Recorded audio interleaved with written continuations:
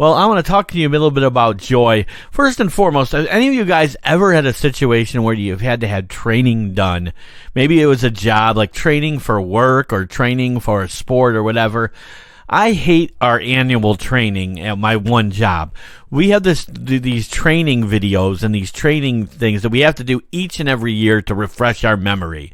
You know, it's like training about, what's socially correct and what's this and how to treat people and this. Those are good things. And, sometimes you learn things from trainings, but usually I'm not crazy about the trainings because I've seen them for years and years. I've worked at a company, a local company here, in my job. I won't go into the specifics of what my job is, but I will tell you I've worked for a company for almost 20 years. And can you imagine having that same training for like 20 years straight? Yeah, it's tough.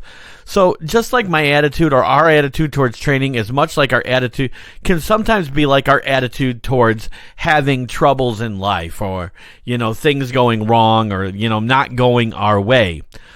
So I want to look at a verse, and I think James here, this is in the book of James, was trying to make the same correlation in James chapter 1, verse 2 and 3, where it says, when he wrote, "Dear brothers and sisters, when troubles of any kind come your way, consider it an opportunity for great joy."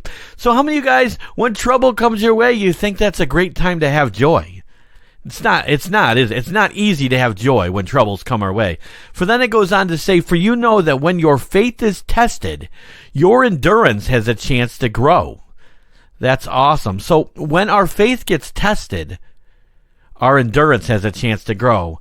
Have you ever been in a situation where you had to trust God for something, even in the midst of trouble? Well, joy is usually the last emotion sometimes that you think when that trouble comes. But when you have joy and when you have faith in Christ, God can move with that. God moves. It says in the Word that God moves with our faith. So sometimes joy is the last emotion that comes. But James says that it's an opportunity for us to have joy in hard situations. So joy is not dependent on our circumstances, is it? Whether things are going good, whether bad, happiness, we're happy or sad, usually based on our circumstances. But I want to let you know today, and you may have heard this before, but happiness is not joy. Joy comes from deep within. Joy comes from God, while happiness is just a motion. It is a motion. I'm happy if this happens. I'm happy if the Bills win. If the Bills lose, I can be unhappy because it's not. It doesn't have anything to do. Where joy comes from God, it comes from within. If you look at the big picture, what happiness looks like is a little one. Joy is something you choose to have no matter what is going on in your life, good or bad. Each of us can choose our attitude in our circumstances. If we don't, our circumstances will choose our attitude for us. How many of you have been there and you know that's true? That even our circumstances sometimes choose our attitude for us, but we don't have to allow that. We can allow joy and choose joy in our life. In most cases, it's choosing the wrong attitude. Choosing joy gives you the strength to endure whatever comes your way. You can endure it. You can get through it.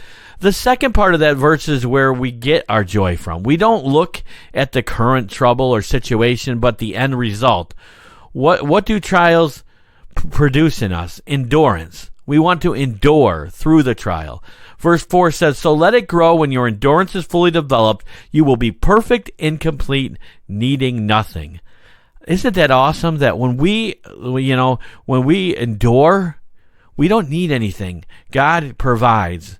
It's much better. You can train yourself to keep in mind you will learn to handle your trouble a little better. Don't waste your times of trouble. Use them for what they are for, growth and endurance. By choosing the wrong attitude, you prolong your time in them. So that's not good. You don't want to prolong your time in a bad attitude or in a bad situation.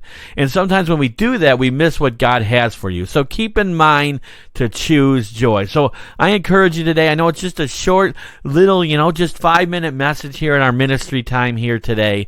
but I choose, just kind of coming up and just having to come up with something to talk about in this few minutes. But I think that's such an important topic that you choose joy. And on that note, we are going to play our song about choosing joy, and I encourage you to listen to the lyrics from our featured artist here, Ian Yates, with the song Choosing Joy.